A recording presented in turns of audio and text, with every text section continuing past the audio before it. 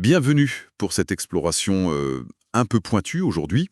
On va parler du magnésium. Mmh. C'est un minéral qu'on nous présente souvent comme un allié, plein de bienfaits. Mais la question c'est, que se passe-t-il quand il y a une insuffisance rénale? Oui, c'est là que ça se complique. Exactement.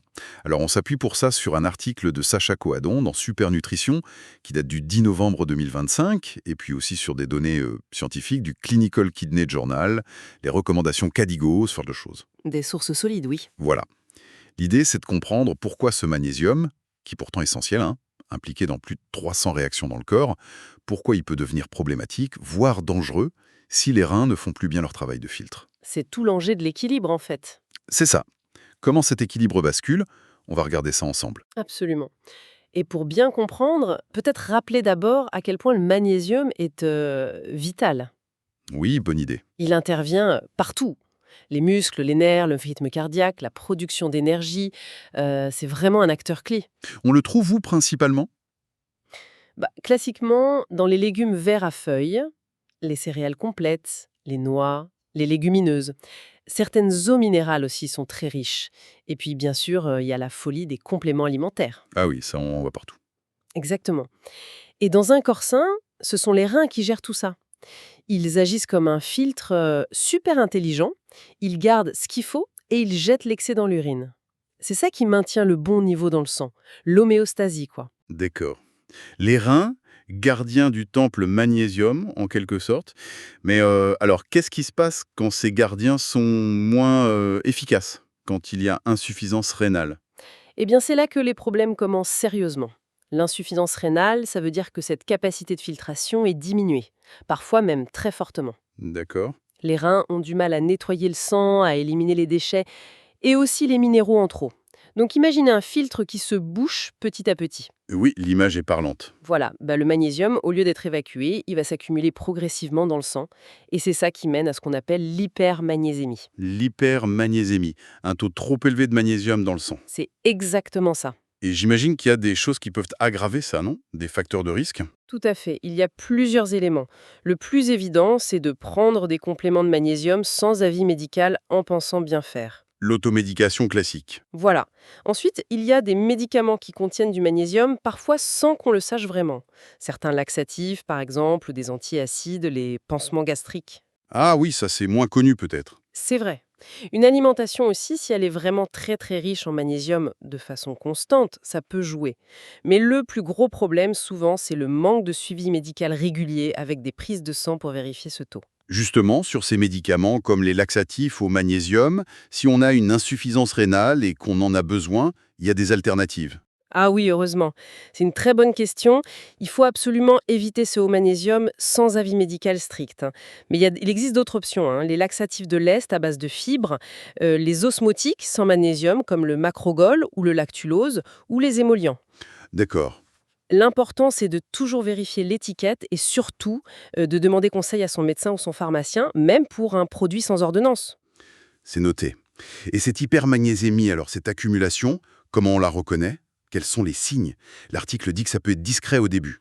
Oui, et c'est ça le piège. Les premiers signes sont souvent assez vagues. Une fatigue plus importante, une envie de dormir, des nausées, parfois des vomissements, une faiblesse musculaire. On peut facilement mettre ça sur le compte d'autre chose, j'imagine. Exactement.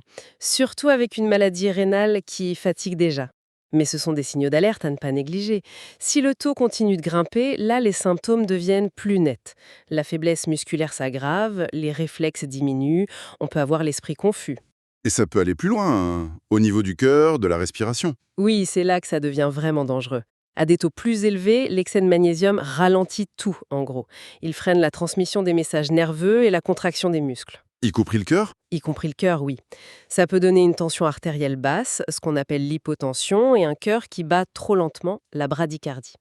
Et dans les cas les plus graves, vraiment, ça peut aller jusqu'à des difficultés pour respirer, une dépression respiratoire, voire un arrêt cardiaque. Ah oui, quand même. C'est une urgence médicale absolue à ce stade. Absolument. C'est fou, cette escalade possible à partir de signes qui semblaient anodins.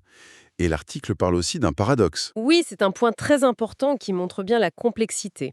Si l'excès, l'hypermagnésémie, est un vrai danger, surtout quand l'insuffisance rénale est avancée, Mhm. Certains patients, à l'inverse, peuvent manquer de magnésium. Par exemple, s'ils prennent certains diurétiques qui font uriner beaucoup de magnésium. On parle alors d'hypomagnésémie. Et ça aussi, c'est problématique. Donc on peut être en manque ou en excès, même avec une maladie rénale. Exactement. C'est pour ça qu'on ne peut pas donner de règle générale. Il faut absolument un suivi médical personnalisé avec un néphrologue le plus souvent pour trouver le juste équilibre pour chaque personne. C'est un jeu d'équilibriste, vraiment. D'accord. Qui sont les personnes les plus à risque de cet excès, de cette hypermagnésémie? Alors clairement, le risque augmente avec la sévérité de l'insuffisance rénale. Ceux qui sont au stade 4 et 5, c'est-à-dire avec une fonction rénale très basse, en dessous de 30%, sont les plus vulnérables. Logique, le filtre est très abîmé. Voilà. Les patients dialysés aussi sont à haut risque. La dialyse nettoie le sang du magnésium, mais entre deux séances, ça peut remonter vite si les apports sont trop importants. D'accord. Et puis, il faut aussi penser aux personnes âgées. Même sans maladie rénale connue, la fonction des reins diminue naturellement avec l'âge, ce qui les rend plus sensibles à un excès d'apport. Ça concerne potentiellement pas mal de monde finalement. Alors, au-delà de ces groupes, quelles sont les sources de magnésium à surveiller de près? On a parlé des compléments, de certains médicaments. Pris et suivi par un médecin. C'est vraiment la base. D'accord, pas d'automédication. Jamais. Pour les médicaments, on a parlé des laxatifs et antiacides, mais il faut rester vigilant avec tout produit, lire la notice, demander conseil. Ensuite, les boissons. Certaines eaux en bouteille sont très riches en magnésium, parfois plus de 100 mg par litre. Ah oui, Ouais. Donc là, il faut modérer et en parler avec le médecin. L'eau du robinet, en général, contient beaucoup moins de magnésium. Elle est souvent considérée comme plus sûre de ce point de vue, mais bon, une petite discussion avec le néphrologue ne fait pas de mal, surtout si la maladie est avancée. et les aliments alors? Le chocolat noir, les amandes, les noix, les lentilles, faut-il les supprimer? Non, non, pas de suppression totale en général. Ce sont des aliments intéressants pour d'autres raisons, les fibres, les vitamines. L'idée, c'est la modération. Éviter d'en manger des tonnes tous les jours. Intégrés avec parcimonie, quoi. C'est ça. L'intégrer dans une alimentation équilibrée, variée et surtout adaptée à la fonction rénale. Souvent, c'est bien d'avoir les conseils d'un diététicien spécialisé. Mhm. Et d'ailleurs, l'article source mentionne que si, exceptionnellement, une supplémentation était décidée par le médecin pour corriger un manque avéré, par exemple, Oui. il faudrait choisir une forme de très bonne qualité, bien absorbée, comme le bisglycinate de magnésium de qualité pharmaceutique. Mais ça reste une décision médicale très spécifique. Bien sûr. Donc, la stratégie générale, c'est contrôler les apports, surveiller de près. Comment on met ça en place concrètement? Le pilier central, c'est le suivi médical. Une consultation régulière avec son médecin, idéalement le néphrologue. C'est lui qui évalue le risque, qui décide s'il faut surveiller le taux de magnésium dans le sang et comment interpréter les résultats. Et qui interdit formellement l'autosupplémentation. Absolument. Lui seul peut peser le pour et le contre en fonction du stade de la maladie, des autres traitements, de l'état général. Et cette surveillance, elle passe par quoi? Des prises de sang? Oui, principalement. On mesure le magnésium dans le sang, c'est la magnésémie. C'est une analyse simple, la fréquence, c'est le médecin qui décide. D'accord. Et souvent, on regarde ça en même temps que d'autres marqueurs importants pour les reins. La créatinine et surtout le calcul du débit de filtration glomérulaire, le DFG. Ah oui, le DFG, on en entend souvent parler. C'est ça. C'est le meilleur indicateur de la capacité de filtration des reins. Ça permet de savoir à quel stade on en est et de suivre l'évolution. Avoir tous ces chiffres aide à adapter la prise en charge. Et si une analyse montre un taux un peu haut, justement, on arrête tout ce qui contient du magnésium, non? Non, pas forcément tout arrêter d'un coup. Si c'est juste un peu élevé, on va plutôt chercher avec le médecin ou le diététicien quels sont les aliments ou boissons les plus riches consommés et on va essayer de les modérer. On ajuste, on ne supprime pas tout brutalement. C'est du cas par cas. Et chez les patients dialysés, comment ça se passe? La dialyse aide à enlever l'excès? Oui, la dialyse, que ce soit l'hémodialyse ou la dialyse péritonéale, elle élimine bien le magnésium en trop dans le sang. Ah, donc c'est réglé pour eux. Pas tout à fait, parce que comme on disait, entre deux séances de dialyse, si on mange beaucoup d'aliments riches en magnésium ou si on prend un médicament qui en contient, le taux peut remonter.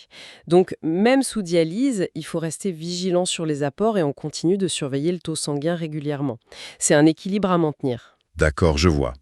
Tout ça nous montre bien que le magnésium, c'est vraiment un nutriment à double face quand les reins sont fragiles. C'est exactement ça. Si on résume, le magnésium est vital, mais si les reins ne filtrent plus bien, l'excès s'accumule. C'est l'hypermagnésémie. Et ça peut être dangereux pour les muscles, les nerfs et surtout le cœur. Donc la clé, c'est la vigilance. Oui, vigilant sur ce qu'on mange, ce qu'on boit, les médicaments qu'on prend, surtout pas de compléments sans avis médical. Et puis, un suivi régulier avec le médecin, des prises de sang pour contrôler le taux de magnésium et la fonction rénale globale, le DFG, c'est essentiel. Et on rappelle que tout ça est basé sur des données scientifiques solides, comme celles du Clinical Kidney Journal ou les recommandations KDIGO. Tout à fait, c'est important de le souligner. Ce besoin d'une approche vraiment personnalisée, encadrée par les médecins, c'est le message principal, j'ai l'impression. Exactement. Et pour finir, une petite réflexion, une ouverture. Une des sources qu'on a consultées, Advances in Chronic Kidney Disease, soulève un point assez fascinant. Si l'excès de magnésium est dangereux, on l'a bien compris, certaines recherches suggèrent qu'un taux de magnésium trop bas, de façon chronique, pourrait être lié à une progression plus rapide de la maladie rénale elle-même. C'est intéressant ça. Oui, Ça pose une question super complexe. Comment on navigue sur cette ligne de crête hyper fine entre le manque et l'excès? Est-ce qu'il y a un niveau vraiment optimal de magnésium à maintenir pour protéger les reins à long terme? Et comment la recherche essaie de comprendre cet équilibre pour peut-être, un jour, avoir de nouvelles stratégies? c'est une excellente question. Ça montre bien qu'on a encore des choses à apprendre sur le rôle précis de ces minéraux et leur équilibre délicat dans notre corps. Tout à fait. Une question qui laisse matière à réflexion.